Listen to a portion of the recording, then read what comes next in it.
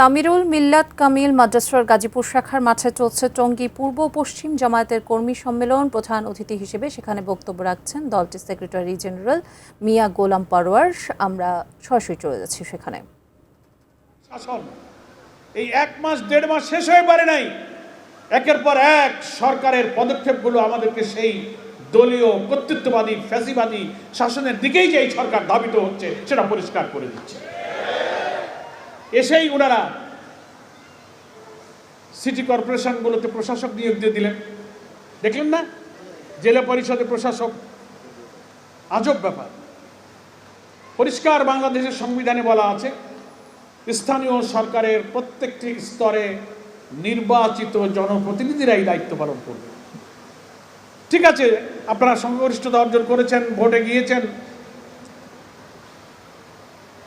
আপনারা ইলেকশন দেন, নির্বাচনে যে জিতবে সে আসবে, কিন্তু আপনি আবার প্রশাসক নিয়োগ দিলেন কেন? প্রশাসক তো ছিলই, নাকি বলেন? প্রশাসক ছিল, আপনি আবার কেন দিলেন? তার অর্থ হলো দলীয়করণের দিকে আপনি এগিয়ে গেলেন। যে দলীয়করণ কর্তৃত্ববাদের বিরুদ্ধে আমরা আন্দোলন করেছি। আপনি বলেন সবার আগে বাংলাদেশ, সবাইকে নিয়ে চলবেন, এতগুলো দল পার্লামেন্টে আপনি তো পরামর্শ করলেন না। 42টা জেলা পরিষদ, আরো জেলা পরিষদ, এত কর্পোরেশনে দিলেন, সবাইকে বিএনপি পাইলেন, অন্য দলের একটা লোকও আপনি খুঁজে পাইলেন না। তো দেখা গেল আপনি তো সেই ফ্যাসিবাদের পথ ধরেই কিন্তু হাঁটতে শুরু করেছেন। এই রাস্তা তো দিল্লির রাস্তা। কোন রাস্তায় রওনা করেছেন?